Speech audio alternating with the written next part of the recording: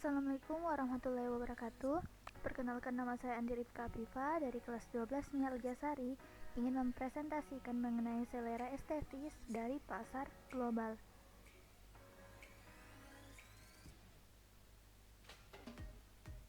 Mari mulai. Pertama, kita harus tahu apa itu pasar global. Pasar global adalah pasar berskala dunia yang terbuka bagi seluruh pelaku usaha. Pasar global mengalami perkembangan yang pesat karena beberapa faktor. Adanya negara industri yang mampu menghasilkan produk berkualitas dengan harga yang murah. Lalu selanjutnya, apa itu dari selera estetis? Selera estetis pasar global adalah suatu bentuk kenikmatan yang tidak berakar dari jasmania individual, yang padanya melekat pada kelemahan dan kelebihan dari masing-masing sebuah produk.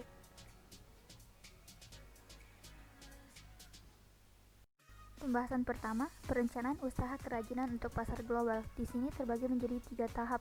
Tahap pertama, pembentukan organisasi dan pembagian tugas, menetapkan target dan strategi, membuat jadwal kegiatan, menetapkan biaya produksi dan harga jual, pembiayaan, serta alur keuangan. Lalu tahap 2, melakukan produksi, melakukan quality control (QC), melakukan pengemasan, melakukan promosi, penjualan, dan distribusi. Lalu tahap ketiga, evaluasi kinerja dan keuangan, dan penyusunan laporan evaluasi. Untuk lebih jelasnya, silakan lihat slide yang tertera pada saat ini. Ini sambungan dari penjelasan sebelumnya. Pada tahap 1 adalah persiapan organisasi dan perencanaan produksi. Tahap perencanaan produksi ini disebut juga dengan tahap Research and Development atau dikala R&D. Tahap 2 adalah produksi hingga penjualan. Kelompok wirausaha melakukan produksi kerajinan sesuai dengan target produksi dan melakukan upaya pemasaran sesuai dengan target penjualan. Tahap ini juga disebut dengan Production and Distribution. Lalu tahap 3 adalah evaluasi dari seluruh kegiatan wirausaha yang telah dilakukan. Evaluasi bertujuan untuk mengetahui kekurangan dan melakukan perencanaan perbaikan agar wirausaha dapat berkembang menjadi lebih baik. Prosesnya menggunakan analisis SWOT, Strength, Weakness, Opportunity, and Threats. Kekuatan, kelemahan, peluang, dan ancaman. Pembahasan selanjutnya, perencanaan usaha kerajinan untuk pasar global. Pertama, itu mencari ide produk dengan curah pendapat, lalu rasionalisasi, lalu prototyping atau membuat studi model, lalu penentuan desain akhir. Lanjutan dari pembahasan sebelumnya, mencari ide produk dengan curah pendapat. Pada proses brainstorming, setiap anggota kelompok harus membebaskan diri untuk menghasilkan ide-ide yang beragam dan sebanyak-banyaknya. Tuangkan ide-ide tersebut dalam sketsa.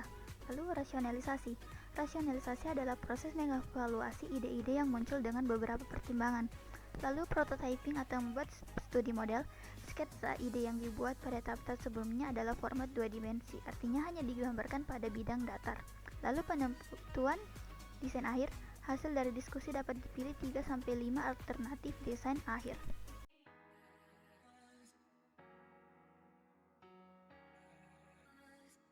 Pembahasan selanjutnya, produksi kerajinan untuk pasar global.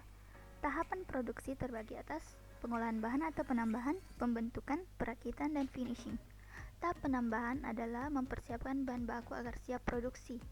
Proses pembentukan bahan baku bergantung pada jenis material, bentuk dasar material, dan bentuk produk yang akan dibuat. Lalu perakitan dilakukan apabila produk yang dibuat terdiri atas beberapa bagian.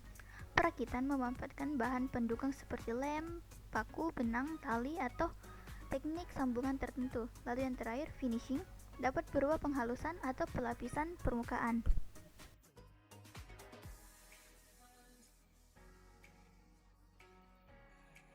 Pembahasan selanjutnya, metode produksi dan keselamatan. Produksi dapat dilakukan dengan metode tradisional atau metode modern. Pada metode tradisional, satu orang melakukan setiap tahap produksi, sedangkan pada metode modern dilakukan satu orang hanya melakukan satu tahapan produksi. Lalu metode modern sering disebut dengan ban berjalan, karena metode ini serupa dengan kegiatan produksi di pabrik yang menggunakan mesin ban berjalan atau conveyor. Lalu metode tradisional kurang tepat digunakan untuk produksi dalam jumlah banyak, karena produk yang dihasilkan itu pasti sulit untuk mencapai standar dengan bentuk yang sama.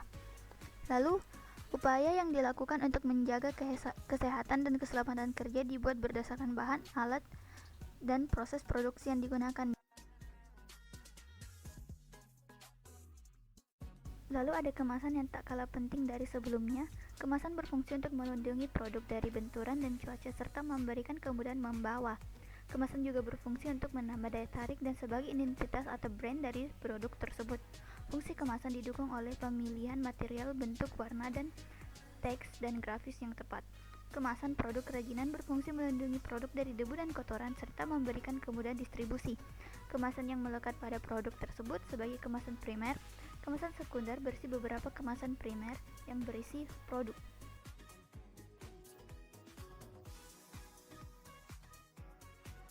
Contohnya yaitu Indonesia punya banyak jenis kerajinan tangan yang layak masuk pasar internasional, mulai dari tekstil, kayu, logam hingga serat. Selera warga dunia juga tak sama antara satu negara dengan negara lainnya. Pada tahun 2016 terdapat pameran dagang internasional terbesar di sektor barang konsumen yaitu Ambiente, diikuti oleh 4.387 peserta dari 96 negara. Produk yang paling diminati oleh wisatawan adalah produk berkualitas dengan harga murah, misalnya produk dari China dan Taiwan. Sedangkan 10 barang paling laku terjual di dunia adalah produk consumer goods seperti Dove, Knorr, Indomie, Nescafe, PepsiCo, Lay's, Maggi, Lifebuoy, Colgate, and Coca-Cola. Sekian dan terima kasih. Wassalamualaikum warahmatullahi wabarakatuh.